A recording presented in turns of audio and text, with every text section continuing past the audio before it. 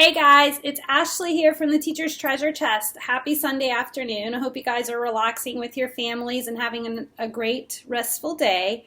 I just wanted to pop in and talk a little bit about something that I've been working a lot on the last 5 months and just kind of give you a little in-depth view and the reason and the story behind it, because everything I create has a story of why I made it. Like with my intervention binders, I had a student that was sitting right in front of me that needed that daily practice. So that's how I created the intervention binders.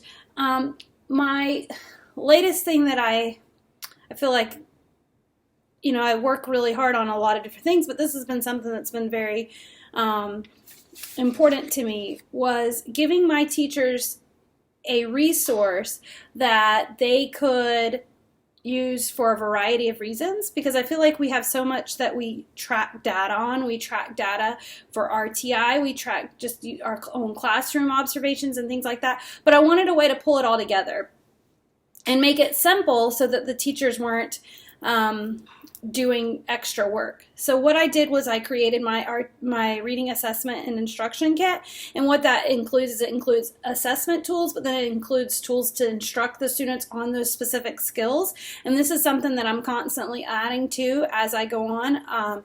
So I wanted to show you kind of what that looked like and tell you how I am using it with my teachers. So every skill in the literacy continuum, and it starts with phonemic awareness. So this is designed again for your K through second grade students, or students maybe in the upper grades that do not have that foundational background that we really need to provide intense intervention. It would work for them as well.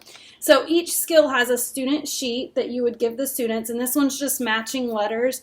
So this is a very basic skill, but you would be surprised how many students cannot do that. And the font is student friendly. That was something that was very important to me. So the students would have a sheet, and the teacher has a quick sheet that they would record the answers on, and basically it's just a check mark.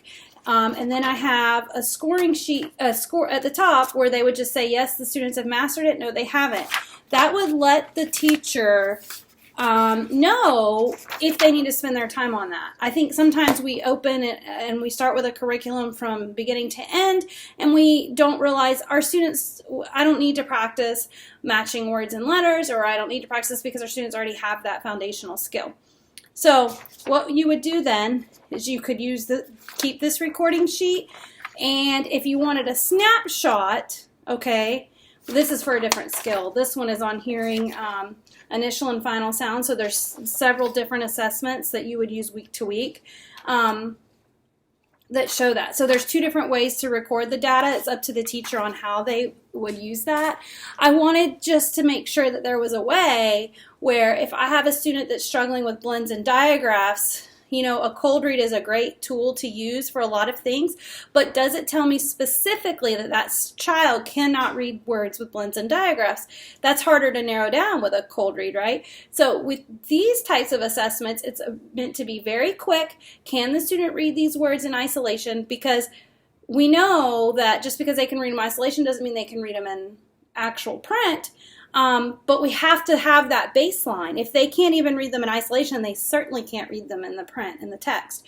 So I hope this tool helps you. It will be discounted today because I wanted you to be able to have that exposure to it so that it can help you with your data collection. I know a lot of times we hear data collection and we're like, no. I'm done. I don't need data collection. I know where my kids are. And I think we do as teachers. We know where our kids are. But I also think it's important that we can put their skills on paper and show that to anybody that asks, this is exactly where my student is. The other thing that I ran into is that when I would test them using different assessments, I was using this resource and this skill to teach this, and I still think that we need to do a little bit of that because students need things presented in a variety of ways, but I think it's important to have a place to start so that you're not just searching for everything. And so what I've done is try to put those two needs together. Maybe I'm alone, maybe we are alone, my colleagues and I, with what our struggles are, and the colleagues that I work with at my school before, what their struggles were, but I feel like this is something that'll really help us.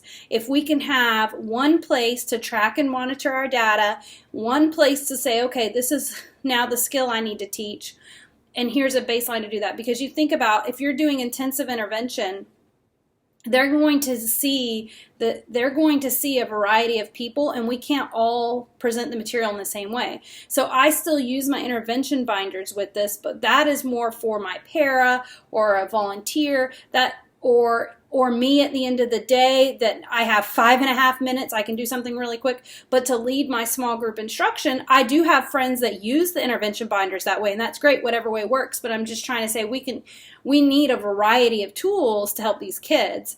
So I really hope this helps you out. If you will, the link will be in the comments for this. Like I said, I'm going to list it and discount it for today only. So I hope this helps. I really enjoy the feedback that I get from you guys. It helps me make my curriculum better. It helps me take your needs in control. So if there's something once you get your file and you purchase it, if you need something, say, Ashley, my kids really struggle with this, let me know. I want the curriculum to work for you. That's the whole goal. And we're all over the place, and we have different needs and standards and things like that. So it's impossible to make one thing that fits everyone's needs, just like one thing that meets all the needs of our children. So let me know. I read some feedback this morning from a customer that was saying how much they enjoyed that I offered them that service, and that's something that you'll always get with me, is that I will make the resource meet your needs. So I'll drop the link in the comments. I hope you guys have a great day. Thanks for staying tuned. Bye.